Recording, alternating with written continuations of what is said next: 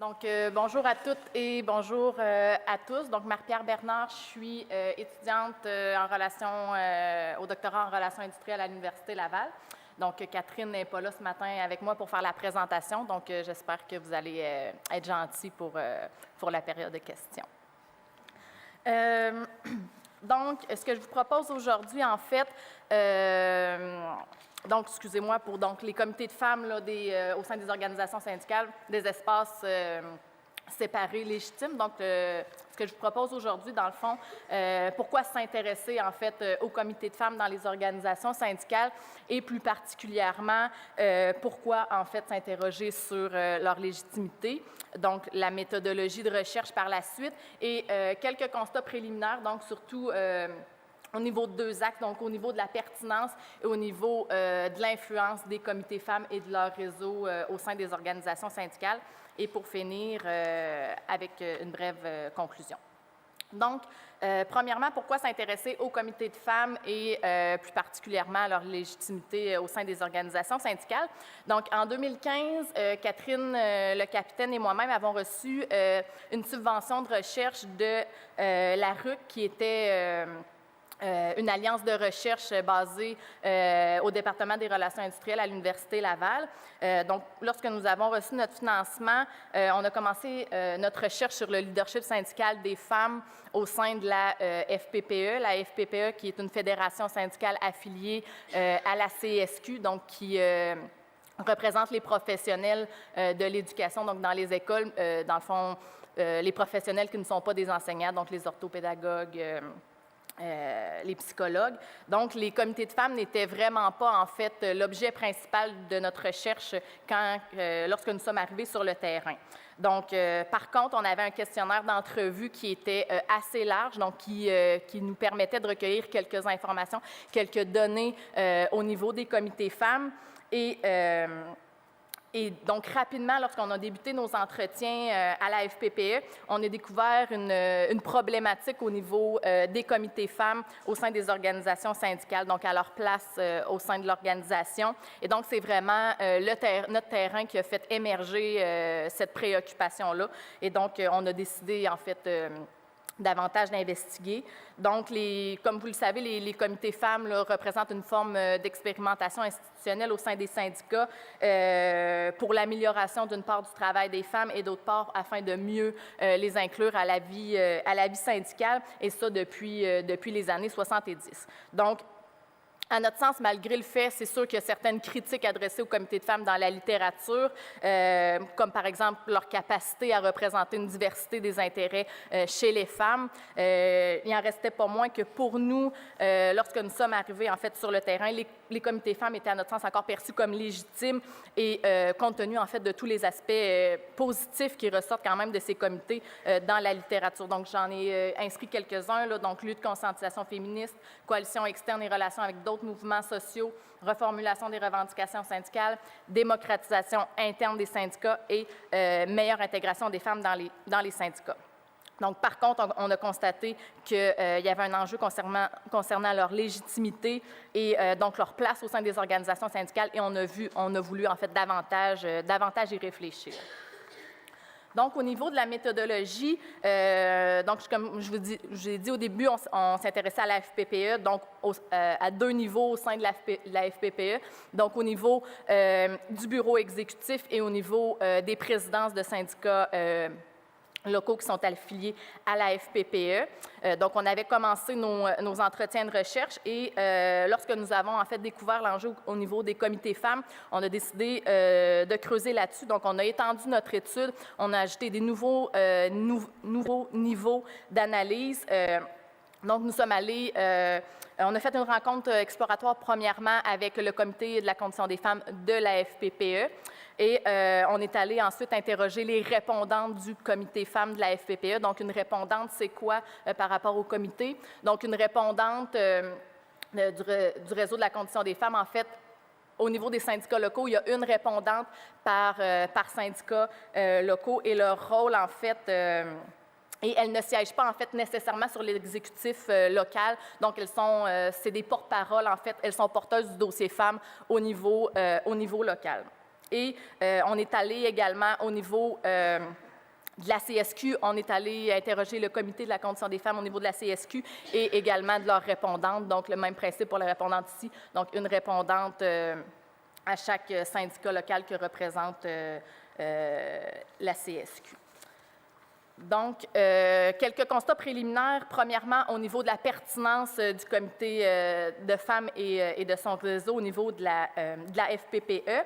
Donc, au niveau du bureau exécutif, donc, il n'y avait pas de remise en question, en fait, de l'importance des questions qui sont défendues par le comité femmes et par le réseau. Donc, tout ce qui touche la promotion, l'intégration des femmes à la vie syndicale est perçu comme pertinent. Mais ici, au niveau du bureau exécutif de la FPPE, il y avait clairement une remise en question de la pertinence du comité femmes et du réseau. Et une remise en question davantage sur le fait que ce soit un comité qui est statutaire, donc un comité qui est permanent au niveau de la fédération. Donc, ici, au niveau de la CSQ, qui a son propre comité, donc la CSQ représente 11 fédérations et la FPPE est une des seules avec la Fédération des enseignants de cégep à avoir son propre comité femmes qui est indépendant de celui de la CSQ. Donc, eux, ce qu'ils nous disaient, c'est que les préoccupations, donc tout ça à quoi le comité et le réseau réfléchissent est important, mais par contre, il suggère d'y réfléchir, en fait, tout le monde ensemble. Donc, pas seulement camp professionnel, mais davantage au niveau de la CSQ avec les autres corps d'emploi représentés par la CSQ. Eux autres, ce qu'ils voulaient faire, c'est d'enlever le comité femmes et son réseau et davantage de créer des rencontres ponctuelles et des comités ponctuels en cas de problématique. Et au niveau des présidences maintenant de syndicats locaux, donc ici, il y avait des présidents et des présidentes, donc il n'y a pas de remise en question de la pertinence du comité femmes et du réseau, ni pour les femmes, ni pour les hommes. Par contre, au niveau des présidences de syndicats locaux, ce qu'on a constaté, et ce qui était frappant, c'est qu'il y a une grande confusion entre qu'est-ce qu'un réseau, qu'est-ce qu'un comité, qu'est-ce que le réseau de la CSQ, qu'est-ce que le comité, qu'est-ce que le réseau de la FPPE, le comité de la CSQ, le comité de la FPPE. Donc, pour eux, la distinction était difficile et c'était pas toujours clair. Donc, ça dénote quand même ici, pour les présidents de syndicats locaux, une incompréhension, en fait, de la structure du comité et du réseau. Et maintenant, au niveau des répondantes du réseau des femmes FPPE, donc il n'y avait pas de remise en question de la pertinence du comité et du réseau. Par contre, elles ont mentionné clairement que leur mandat, en fait, n'est pas toujours clair. Donc, il y a une répondante qui nous dit « On se pose la question à chaque année, à chaque réseau, ou presque on se pose la question parce que, justement, c'est pas clair. Je pense que le mandat n'est pas nécessairement clair ou encore le mandat est inconstruit. » Donc, pas de remise en question de la pertinence, mais ce qu'elles ont à faire, ce qu'on attend d'elles, ça me semble pas toujours clair pour elles.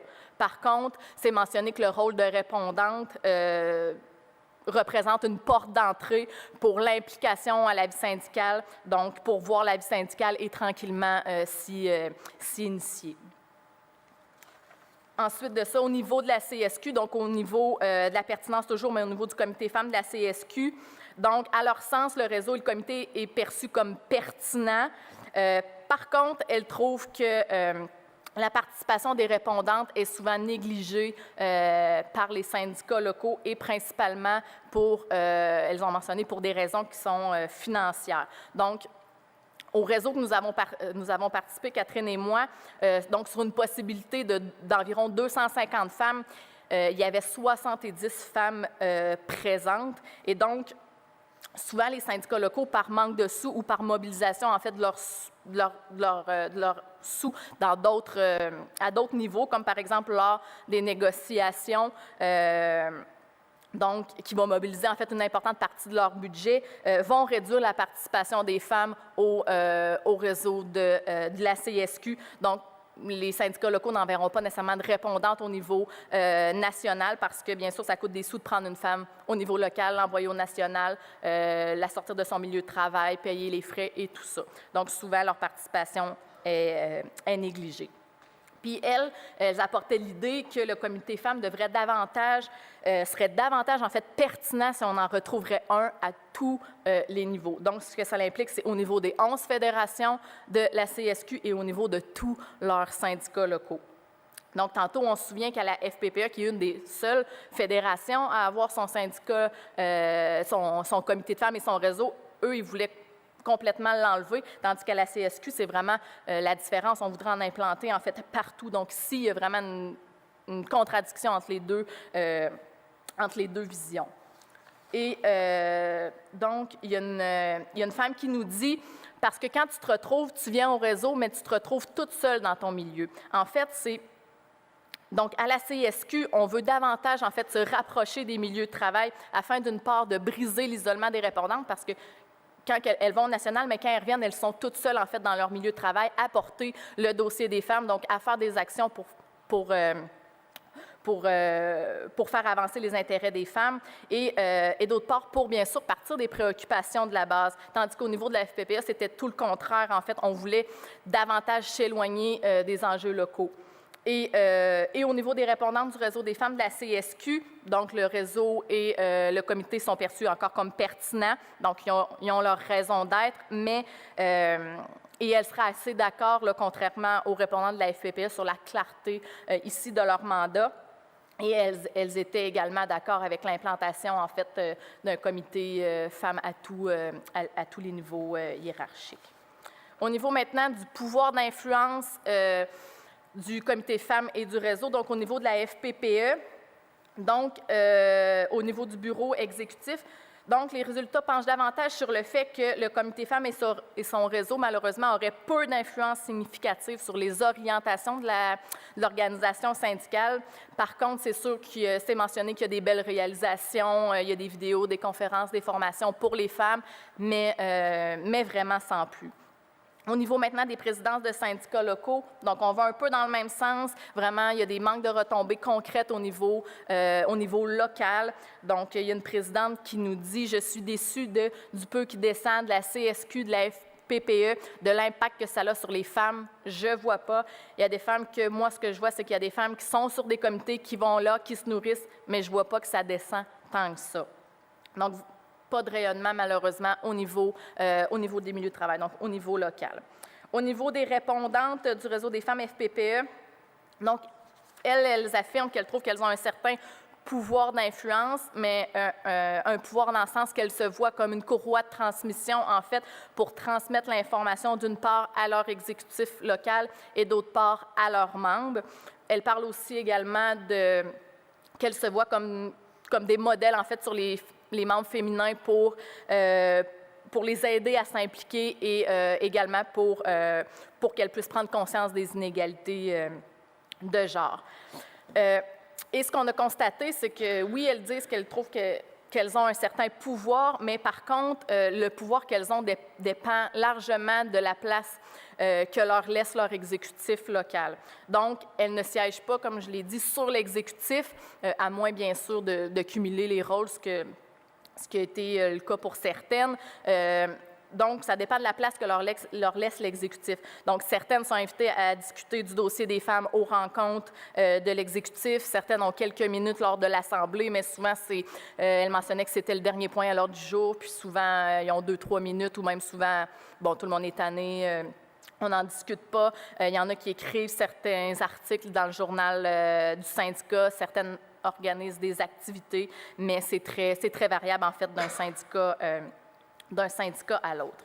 Et, en fait, au niveau de la CSQ, au niveau du pouvoir d'influence, donc, le mandat du comité, en fait, et de son réseau de la CSQ, c'est principalement, en fait, de conseiller le conseil général et ils ont également un rôle de formation et d'information auprès des membres. Par contre, encore une fois, le comité et son réseau n'auraient pas vraiment d'influence au niveau du conseil général. Ils présentent des avis, en fait, mais ils n'auraient vraiment pas assez de visibilité. Donc, il y a une femme du comité qui nous dit, bien, si tu prends la parole 3 fois en 3 ans, pas bien d'influence. Donc,